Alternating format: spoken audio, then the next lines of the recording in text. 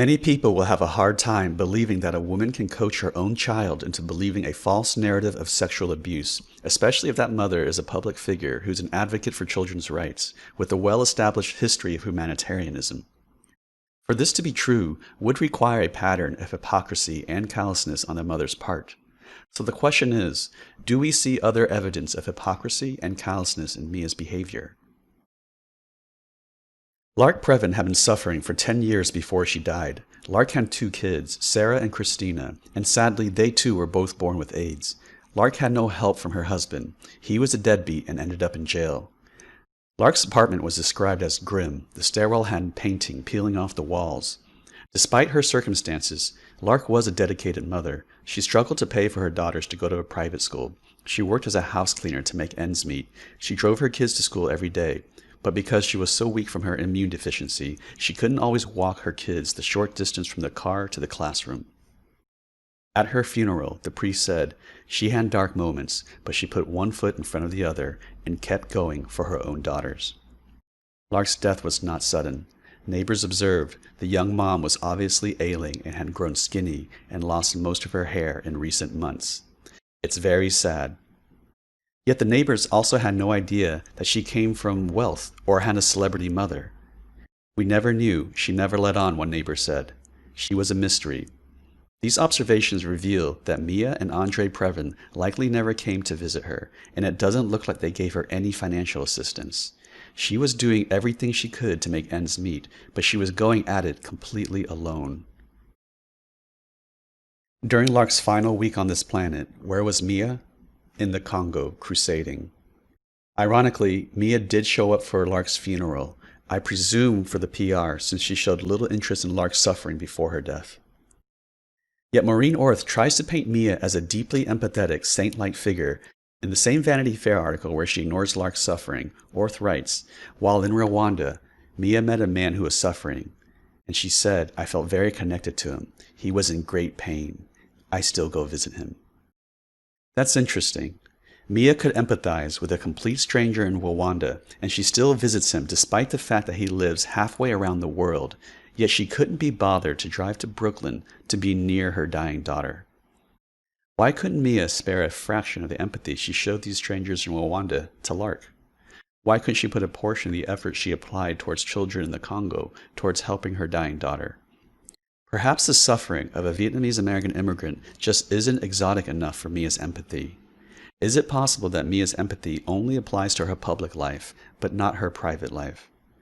Proclaiming to care about those who are suffering while ignoring the suffering of those in your own home is hypocrisy, and in Lark's case, more than a little callous. We know from Ronan that Mia could get her children jobs at UNICEF. Mia's own organization points out that over 300 children die every day from AIDS. How amazing would it have been if she made Lark, a victim of AIDS, a UNICEF Goodwill Ambassador, advocating for AIDS awareness? Perhaps her life would have been very different. Mia was in the Congo when Lark was dying, a place suffering from polio. How amazing if Thaddeus, a paraplegic from polio, was a UNICEF youth ambassador crusading for polio vaccinations in the Congo with Mia. A few months after Lark died, Mia went on a hunger strike to protest the lack of aid to Darfur. Yet just a few months before, Lark, Sarah, and Christina hardly had enough groceries to eat. Do we see other instances of Mia putting her own needs before the needs of her children? During the scandal with Woody and Soon-Yi, Mia claimed that Dylan and Ronan were both traumatized. Yet she fired both therapists, Dr. Susan Coates and Dr. Nancy Schultz. If your child is traumatized, what they need is stability. The last thing to do is to change their therapist.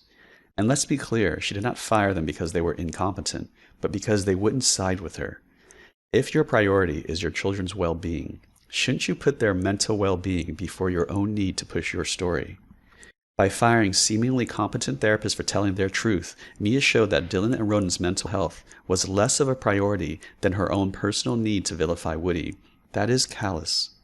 We also know that Mia fired or threatened to fire other women who worked for her during the custody battle. Women like Monica Thompson, Mavis Smith, and Christy Grodeke. These women weren't therapists. What Mia did to them is especially callous, considering these women relied more heavily on their meager paychecks as nannies and housekeepers. Do we see other examples of hypocrisy and callousness?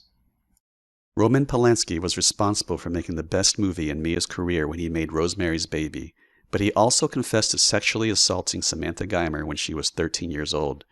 Despite his sexual assault on a child, Mia Farrow defended Roman Polanski in court, an odd position to take for a child advocate. She didn't just defend him once, but twice.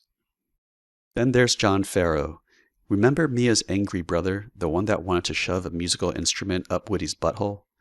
In 2013, he was convicted of raping 2 boys.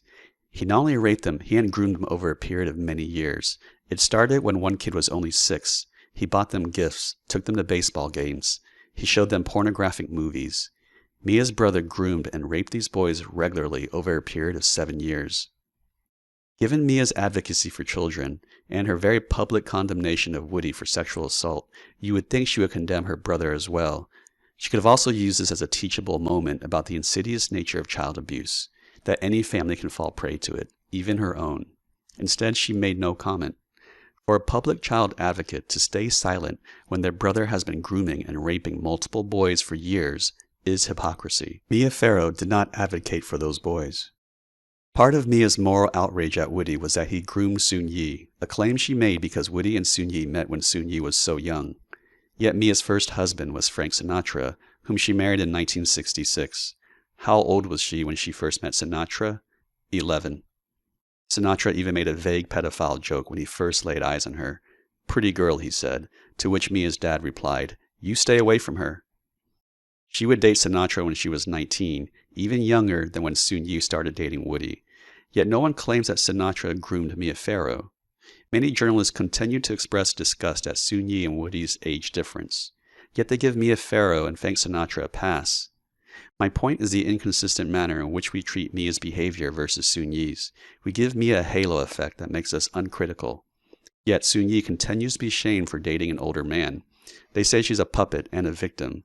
Mia continues to push this narrative even though it's hypocritical to her own life. In fact, in most regards, Soon-Yi and Mia have near parallel circumstances when it comes to love. They both fell in love with much older men when they were very young women. They both met these men when they were just children. The only difference is that Soon-Yi's relationship would continue to last, while Mia would commit infidelity, which contributed to her divorce from Sinatra. Remember Elaine's? It was a restaurant that Woody had a permanent seat at. Losing this seat was one of the reasons Mia was so jealous of Soon-Yi. What did Elaine have to say about Mia? What do you think about the relationship with Mia's adopted daughter? Well, it's just like what Mia did with Sinatra. It's the same thing, the same age difference. Whatever makes everybody happy, let everybody enjoy themselves. Now let's put the matter of Mia, Soon-Yi, and Woody's personal relationships to bed. No pun intended. Woody and Soon-Yi have been publicly shamed for over 30 years for their relationship, but is it warranted and objective? Let's look at known facts. Soon-Yi's age was a part of Mia's moral outrage. The other part was because she claimed Woody cheated on her. She called him Satanic, evil, a moral tumbleweed. Yet she was cheating on Woody with Sinatra during this time. She cheated on Woody so often that she didn't even know if Ronan was Woody's or Sinatra's son. I just asked Mia point blank, is Ronan Frank Sinatra's son? She said, possibly. Then, when she was married to Sinatra, she cheated on him with the lead singer of the Mamas and the Papas, John Phillips. Then she betrayed a good friend of hers, singer-songwriter Dory Previn, when she was having an affair with Dory's husband, Andre Previn. Dory only found out about it when she was served with divorce papers, at which point she had a mental breakdown and was sent to a hospital. Mia admitted that she never stopped seeing Sinatra, even after they divorced. The love affair reportedly didn't end there. She and Frank had never really completely broken up. Which means that she was likely cheating on Andre Previn with Sinatra as well. In fact, in the bizarre love triangle, Soon-Yi is the only one who never cheated, never betrayed anyone. Woody cheated once in his life, that we are aware of. Mia Farrow cheated in every single relationship in her entire life. It's like my boss said, once is a data point, twice is a coincidence, 3 times is a pattern. Mia does have a pattern of being callous in her relationships, yet according to journalists, Soon-Yi is the socially inept one, the one who is socially inappropriate. Woody is creepy, and Mia Farrow has an amazing amount of integrity. The truth is, Mia had no real reason for moral outrage when you consider the circumstances of her life. She had no problem with cheating and dating much older men as long as she was the one doing it. My point is not to shame Mia Farrow, is to point out how biased we have been. We are endlessly critical of Soon-Yi and Woody, but we are completely oblivious to Mia's callous behavior. There's a clear reason we have given Mia a pass, and as we've seen, it's not because of the facts of her life. Mia Farrow is beautiful, telegenic, and media savvy, with a storied history with the charming, iconic, good-looking Frank Sinatra. We don't want to think of Mia or Sinatra as creepy or socially inappropriate. Meanwhile, Woody, despite his fame, is still an odd Jewish guy, and Soon-Yi is a fobby Asian immigrant. They are much easier to pick on. This points to something else that we have not contended with. Our views on sex keep changing, and it's ever dynamic, which is why it's dubious to shame people for their relationships. Woody and Mia are old. Young people like to think of themselves as more sexually liberated than older people, but it's not necessarily true. Both Woody and Mia engage in sexual activity that would be considered transgressive and inappropriate by today's standards. Evangelical Christianity peaked during the 1980s. Before then, our ideas about sex was very different. Mia and Woody both had more sex than you and me. Despite living in a post-Tinder era, studies now show that we are much less sexually active today than prior generations. We have a stereotype that older people aren't as promiscuous, but it's not true. Retirement homes are a hotbed of STDs and hookup culture. While black men couldn't consort with white women for most of the 20th century, the rules were much less strict for white Americans. If you really think older generations of white people are less promiscuous, then you've never read Anais Nin or Henry Miller. There's a straight line between the hedonism of the Jazz Age, with its petting parties and orgies, to the flower power, free love culture of the 60s, and Mia and Woody were right there along for the ride. They were libertines, sexual adventurers, they were kinky. It's a fact that Woody had sex with teenage girls. It's clear that behavior is wrong and should be condemned, but it's also a fact that it was rampant in the past, as we have seen with Mia's relationship with Sinatra. Like I said before, we have never contended with the fact that our idea of sex keeps changing. As to how exploitive it was, let's listen to his teenage girlfriend, Stacey Nelkin. They dated in the 70s. She was 17 and he was 41. I was one of those girls who was always looking for a daddy, and I would imagine Soon-Yi had the same kind of issues. So that's what attracted you to Woody? Oh, very much so, yeah. A mature man, a father figure. Yeah, and it was a completely consensual, wonderful relationship. Did you have sex with him when you were 17? It doesn't matter. We had a romantic relationship. Statute of limitations are over. My mother was completely, she knew I was dating him. I had parental consent, if that's where you're going. So that's a yes. It doesn't matter. But the fact of the matter is, you know, it was a completely consensual relationship. Now, what you make of that is up to you, but let's also listen to what Miss Nelkin says about the allegations against Woody. I want to make the distinction that I think people are failing to do between a man who likes to date young women, which I was when we dated, and certainly we know Soon-Yi was as well, and a guy who is molesting prepubescent 7-year-olds. Nelkin told me she thinks the timing of these allegations was suspect. Woody was 55 when these accusations happened. There had been nobody before then that had ever accused him of this, and subsequently the last 21 years either. So it doesn't make sense to me. I don't want to trash Mia because she does wonderful, wonderful work as a humanitarian. She's a terrific actress. She's not exactly a saint either. You know, if these allegations are true that Frank Sinatra, or these rumors that she started that Frank Sinatra could possibly be the father of Ronan, that means that Woody was going along while she's pregnant, thinking this is his baby, and maybe it's not. What kind of woman does that? That's one more woman who knew Woody well, who thinks it's highly unlikely that he molested Dylan. Though sexual practices were different in Woody and Mia's day, what's also clear is that Mia Farrow was as much of a sexual libertine as Woody. They indulged in a menage a trois with the girl who met Woody as a teenager. Why do I say this? Because of the account of Bobby Christina Engelhart. Miss Engelhart had 3 ways with Woody and Mia. That's right, Mia and Woody had sex with the girl together, a girl Woody met when she was 16, and apparently they all enjoyed each other's company quite a bit. Mia and Woody lived a lifestyle where the line between sexual liberation and sexual exploitation was dangerously close. Given Mia's participation in these sexual escapades, her moral outrage at Woody does seem a little put on. It's the pot calling the kettle black. It's hypocrisy. And by the ways, John Phillips, the man Mia cheated on Sinatra with, is also an accused child sex abuser. His daughter, Mackenzie Phillips, would write a book called High on Arrival. In it, she claims that he gave her drugs throughout her childhood, raped her when she was 18, raped her multiple times thereafter. They also had a consensual, incestuous relationship that lasted a decade. Now, John Phillips passed away before she made these revelations, and his ex-wives and other members of her family denied this happened. But if it's true, it's child abuse, sexual abuse, drug abuse, incest, and grooming. I don't want to lend credence to an allegation that isn't true, so I want you to know it's corroborated by some, like the daughter of one of his bandmates, but it's also denied by others in his family. And unlike the case of Dylan and Woody, there are no court documents or investigations, so I can't dig into the research. My point in bringing it up is to point out the inconsistency in Mia's principles. Mackenzie Phillips claims to have been abused and raped by Mia's ex-lover. Mia's a public advocate for children, yet she said nothing. And that's my larger point. There's little to no consistency in Mia's proclaimed principles and her personal behaviors. She claims to empathize with people who suffer, but shows little empathy towards Lark and her other adopted children while they suffered.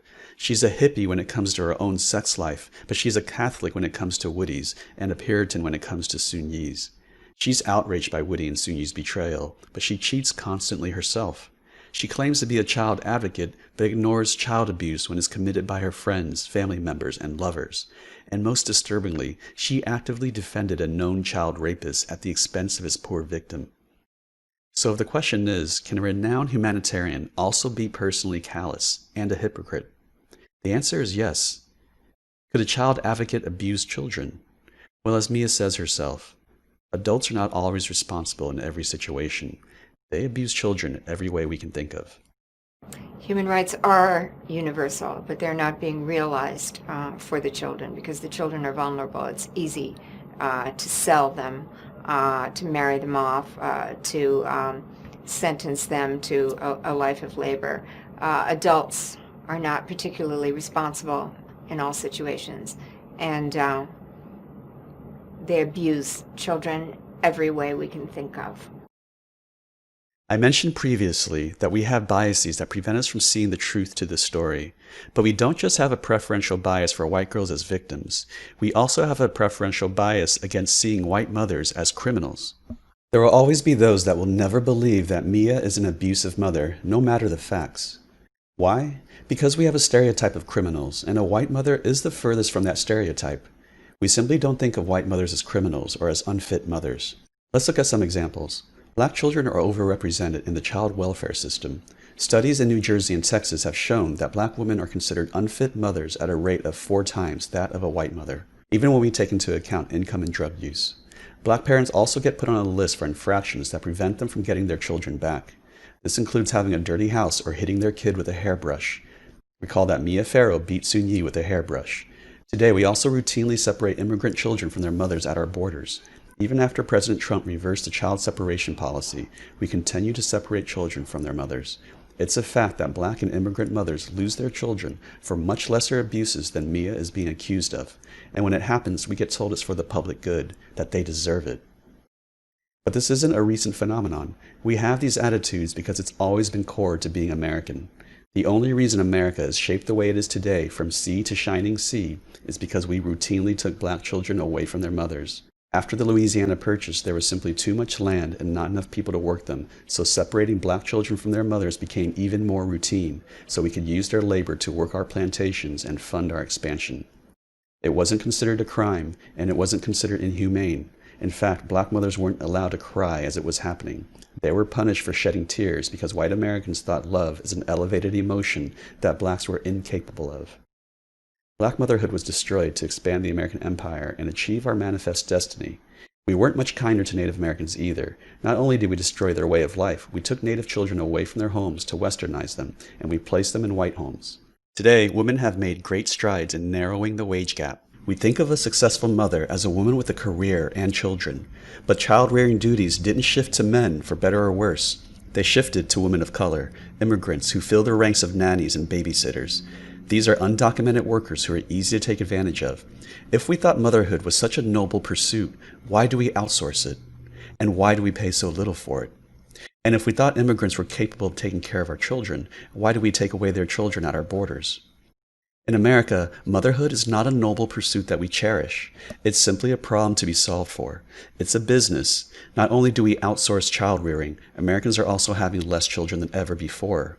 The fact is, as much as we praise motherhood, we are doing less and less of it. Yet today, we still say being a mother is the toughest job in the world. We still like to bandy endless quotes about the beauty of motherhood. My point is not to take down motherhood. My point is that this generous attitude only applies to some mothers. The reality is we built our country on destroying motherhood, and we still continue to do so in our child welfare system and at our borders.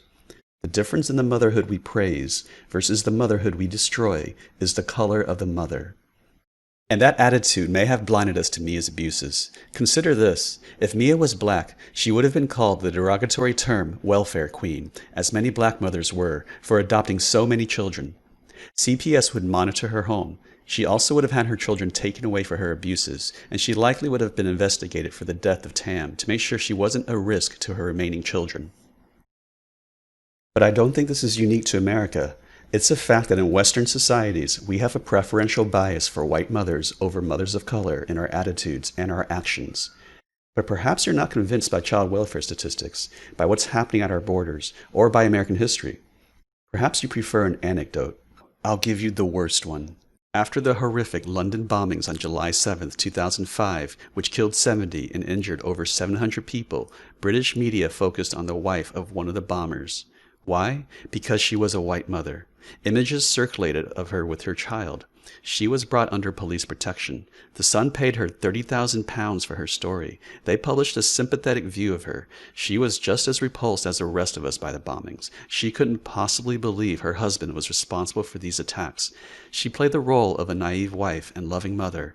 In the article, she says, "I just hope people understand that I had nothing to do with this. We are victims too." It worked. People felt sorry for her. She was exonerated both in the public and in the justice system. They let her go despite the fact that she had known connections to Mohammed Sadiq Khan, the ringleader of the London bombers. If she was brown, no tabloid would pay her £30,000 for her story.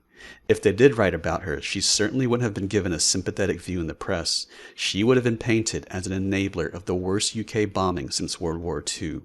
She likely would have been put on a watch list and monitored. It would be a mistake. She would disappear, leave the UK, and go on to kill 3 people in a bombing attack at a popular bar in Mombasa, and is now a known member of Al-Shabaab.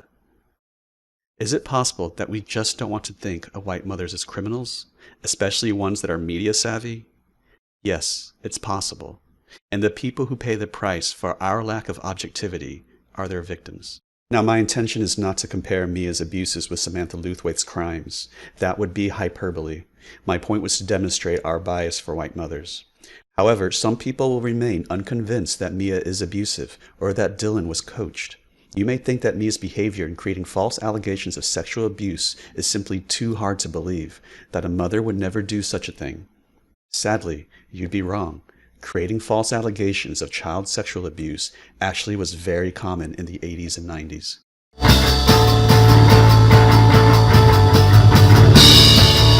I thought it was odd that Mia kept referring to Woody as Satanic. It's a strange insult. Hail Satan! Hail! If I'm pissed off at somebody, say for cutting me off on the street, I might say the guy's a a-hole or a jerk, but I don't say that guy's satanic. We just don't use that term that way. And to be clear, Woody is not a Satanist. He's Jewish. But then it made sense. We forget it now, but during the 80s and 90s, the Western world was possessed by the satanic moral panic. There was a rash of false child sex abuse allegations. People believed that child abuse was rampant, literally around every corner. People really thought that their children were exploited in occult sex rituals by Satanists. There was a mass hysteria around what people feared was an epidemic of insidious Satanists living and working in our communities who operated in plain sight, posing as teachers, police officers, and daycare workers, yet they were secretly having sex with children and running underground pedophile rings. These allegations didn't just happen once or twice. They popped up numerous times all over the world. What these cases had in common was three things. They included Satanists, they were false allegations, and the more specific and more ridiculous the allegations, the more momentum the allegations took on. Entire communities were outraged and vilified innocent people based on these allegations. In what may become one of the biggest child molesting cases ever on record, 7 nursery school teachers were arraigned today on more than 100 counts of child molestation. A case which has shocked much of Southern California and caused a lot of parents to worry about the safety of their children, setting off a panic around the country. In alarming numbers, preschoolers have been exploited. Could it be your child? The media blitz demonstrated unstinting belief that this had happened. It was sensational and lurid and seemed to always be expanding. 1,400 children in this community have been ritualistically abused. It started out here in Manhattan Beach looking like an isolated incident. One mother noticed that her young son was having nightmares and difficulty sitting down. Teachers at this prominent Southern California preschool were accused of sexually molesting their young students. Authorities now believe that at least 60 young children were victimized, and that the ultimate number could well be much greater. Fueled by unskeptical press reports, the charges mounted on the evening news. Those children, some of them as young as 2 years old, were photographed by the suspects. Kiddie porn was the primary purpose for the alleged sexual abuse of children. Becoming more and more bizarre. Some children allege that a living creature was sacrificed on the church's altar. The truth about Satanism is they truly do use blood, and they mix it with urine, and then they also use the real meat, the real flesh. This is what makes Satanism true, and this is what 1,200 molested kids in the city of Manhattan Beach have told the sheriff's department. How ridiculous were these accusations? In the McMartin case alone, the children said they saw witches fly. They traveled in a hot air balloon. They were taken through tunnels. They said Chuck Norris was one of their abusers. In the bizarre detail and sheer volume of victims, these accusations were beyond ridiculous. They were ludicrous. What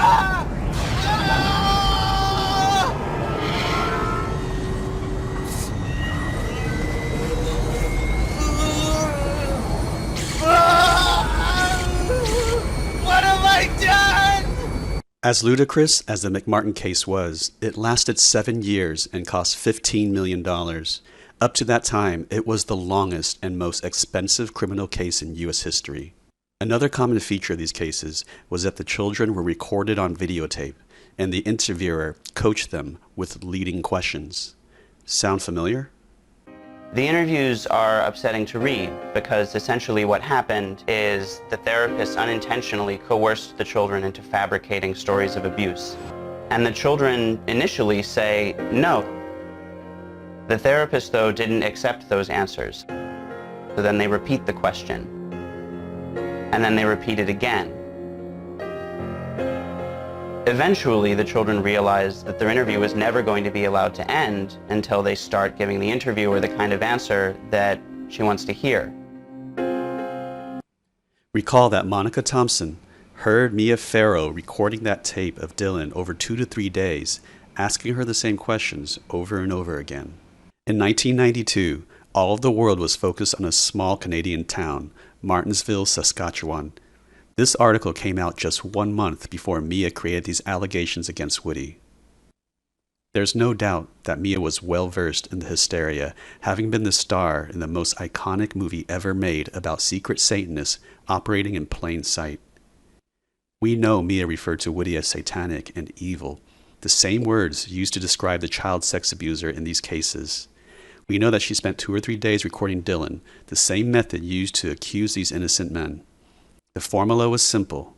All you had to do was call someone a Satanist, say they abused a child, and like some demonic curse, watch their lives get completely destroyed. This is Officer John Popowich. He is now exonerated from the Martinsville scandal and was found not guilty, but he never recovered. This is the moment he was traumatized for life. It was when he learned he was falsely accused. and the full horror hits him. So, not, hurry, I gotta... You okay? Oh, I'm not, I gotta phone you. 6:30, sorry. I'm gonna lose my 2 kids. It nearly destroyed his relationship with his daughters. Fortunately, he was able to save that, but the psychological damage was permanent. I will never be able to lead a normal life like you can or anybody else. Come and go as they please. I still got to watch where I go. I still got to watch what I do. And there's still a lot of people out there who point fingers and say I'm guilty. In Oak Hill, Texas in 1991, the Kellers were also falsely accused. But unlike Officer Popovich, they spent 21 years in prison before they were released. It started the same way. A child was recorded on videotape making false allegations. According to these allegations, the Kellers made everyone take off their clothes and had a parrot that pecked them in the pee-pee. The Kellers flew them to Mexico to be assaulted by soldiers, but still managed to bring them home in time to be picked up after work. The child was given Kool-Aid mixed with blood. Tigers licked the children at the daycare center, and then the tigers were killed. The Kellers came to this child's house and cut the girl's dog's vagina with a chainsaw. Another child from the center was present, so the Kellers cut her vagina with a chainsaw as well. The Kellers killed bunnies. Not just regular bunnies, Easter bunnies. Is it a wonder that Judge Wilk and Frank Mako were so frustrated at Woody? They saw these easy convictions all over America, convictions that were baseless, but they couldn't get Woody. Though the Kellers were exonerated, they continued to be socially shamed in the community, and that means their safety will always be at risk. In another case, one man, Carl Sortland, was acquitted in 1992. Though he was exonerated by the court, he would face vigilante justice. He was murdered by an angry acquaintance at his home. This is YouTube commentary on the same video you just saw about the Kellers. Despite how ludicrous the allegations against them were, every single person who commented still believes the Kellers are guilty. They say the Kellers' exoneration makes them sick. The satanic moral panic is still going strong to this day. Those falsely accused will never socially recover, and their lives will always be in danger. What do Satanists actually believe? According to the Satanic Temple, they believe in compassion, justice, reason, and the fallibility of humankind, not child sex abuse. Ironically, it was never Satanists abusing children. It's been the Roman Catholic priests all along. The fact is, the world would be a better place if we had more Satanists and less Roman Catholics. There's another cost to these false allegations. The cost to the children was also permanent, even though the abuse was completely made up. Much like Dylan, many of the children involved in the satanic moral panic continue to believe they were sexually assaulted despite overwhelming evidence to the contrary. And false memories continue to traumatize them to this day. Fake can be just as damaging as real. What about in your son's mind? Has he changed his thinking in any way about what happened? Not at all. He is still just as angry and upset to this day. This wasn't just a one-day thing or a one-month thing. I mean, we suffered for many years over this. And has it gone away today? No. And no matter how hard you try to block it out and forget about it, it never goes away. I was already traumatized.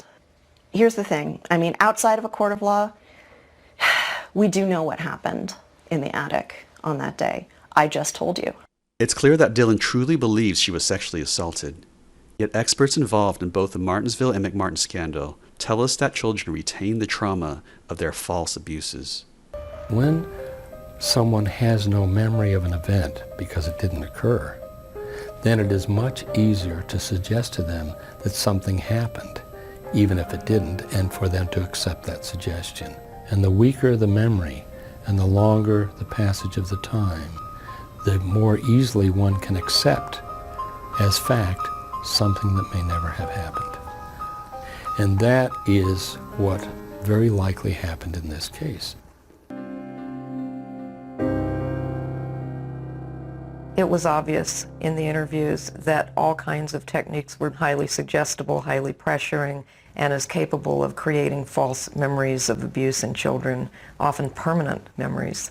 From Moses and Sunyi's testimony, we know that Mia was an expert in gaslighting her children. Now imagine if you were told since you were 7 and for decades afterwards that you were sexually assaulted. You would believe it too.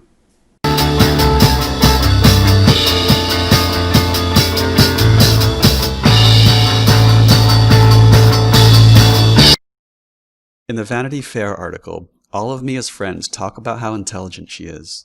I believe this is true. Mia Farrow is deeply intelligent. She has had her finger on the pulse of every American cultural trend. Today she supports Black Lives Matter. Before that she used the Me Too movement to continue her vendetta against Woody. In the 90s, during the satanic moral panic of child sex abuse, she and a child alleged child sex abuse against a man she calls satanic and evil. During the drug wars waged against black communities, she adopted a black child that her friends referred to as a crack baby. And before that, as America reeled from the guilt of the Vietnam War, she adopted Vietnamese and Korean children. Remember how I said that I love comedians for the ability to point out uncomfortable truths about society? White folks tired of our ass too. They're getting them some new niggas. The Vietnamese.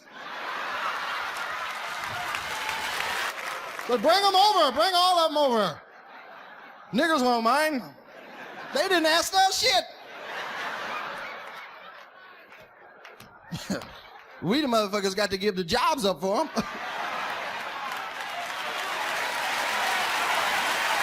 It was funny, man, pleading for the orphans and shit. God, we've got to do something. The little orphans, oh my goodness. Bitch almost had me going get an orphan. People in Mississippi, white folks in Georgia and shit, adopting babies. Shit gonna last about a year. And that racism gonna come out. God damn. What in the hell we got here, Margot? Ain't your eyes ever gonna round out? Look like one of the neighborhood coons. Richard Pryor was the only comedian to observe the phenomenon of Americans adopting Vietnamese children. He predicted that even though these parents felt pity for these Asian kids, their own prejudice would eventually come through. Richard Pryor was talking about Mia Farrow. She may have brought Asians into her home, but she couldn't love them the same way, and these kids paid the price for it. Mia Farrow is Elena Richardson and Celeste Ng's Little Fires Everywhere. Elena wants everyone to know how open-minded and liberal she is. She brings people of color into her home. She beams with pride as she reminds everyone that she marched with Dr. Martin Luther King. It was amazing. Young, old, white, African-American, religious leaders, activists, union members, just a beautiful blend of people, including Dr. King, of course. I remember being a child, and even at that moment, I knew it was monumental. It really was a dream. It was. Mia Farrow, like Elena Richardson, believes she can support, love, befriend women of color, but in the end, she can't, because she can't overcome her own personal bias. I thought we were friends. White women always want to be friends with their maid. I was not your maid, Elena, and I was never your friend. Mia Farrow is a white lady who wants to be down with people of color. I'm sorry, I don't understand. Cuddy say can't hang. Oh, stewardess, I speak jive. Oh, good. Just hang loose, blood. She gonna catch up on the rebound on the med side. What it is, Big Mama? My mama didn't raise no dummies. I duck a rap. Cut me some slack, Jack. Say Cuddy Chump don't want to help, Chump don't get the help. Say can't hang, say 7 Up. Jive ass dude don't got no brains anyhow. But when it comes to her own home, she just couldn't be. Mia has always had a flair for the theatric. Her mother was a famous actress. Her father was a famous writer and director.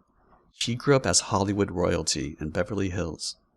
In the interview in The Guardian, we learned that she used to stage scenes of toy daggers and fake blood on her lawn as tour buses passed by. She always wanted to push a certain dramatic narrative to the public. Gabby Woods writes that she developed an instinctive understanding of celebrity. As she got older, she never lost that desire for the dramatic. We see this in her Valentine's gift to Woody. We see this in the New York article as well. Soon-Yi observed that Mia always wanted to create a fairy tale version of reality, hence her obsession with photo albums. The world is Mia's stage, and her children are actors in her script. But as an adult, Mia no longer wants to stage tales of toy daggers and fake blood. She wants to tell a different kind of story, one of a great mother who saves children from around the world. When her friends refer to Isaiah as a crack baby, they conjure an image of failed black mothers. When she tried to coach Soon-Yi to tell a false narrative of being abandoned by a Korean prostitute who beat her viciously, Mia wants to paint a picture of failed Asian mothers. She does this so that in her drama, she can appear as a great white savior, a Christ figure, to make up for the sins of failed black and Asian mothers from around the world. Mia Farrow wants the world to believe she saved these children by adopting them. But I'm not convinced of that. Many orphans become great people and live great lives and do great things without ever being adopted. Orphans like Ella Fitzgerald, Malcolm X, Alexander Hamilton. But here's the truth. Here's the reason Mia adopted so many kids from around the world. Mia Farrow did not adopt children so they could become great. She adopted them so she could appear great. I won't use ad hominems to describe Mia Farrow. Words like satanic, evil, moral tumbleweed, bad woman, unfit mother, because those terms are not helpful in understanding what happened. Those terms are not helpful in understanding a person's motivations. I'll simply say that Mia Farrow was a person who was in over her head. She overestimated her abilities to be a mother to an endless queue of immigrant children. She didn't have the patience, wisdom, emotional capacity, and endless love required to treat all of her children well. She was more concerned about how she appeared in the press than the well-being of her adopted Asian kids. Mia is full of rage, and because of her rage, she abused multiple children. 3 of whom have died, 2 are estranged, and 1 is so traumatized she can't even see the plain truth of her own abuse. I won't use ad hominems, but I will use words backed by a history of behavior and facts. The real Mia Farrow is rageful, hypocritical, media savvy, abusive, and possibly criminal.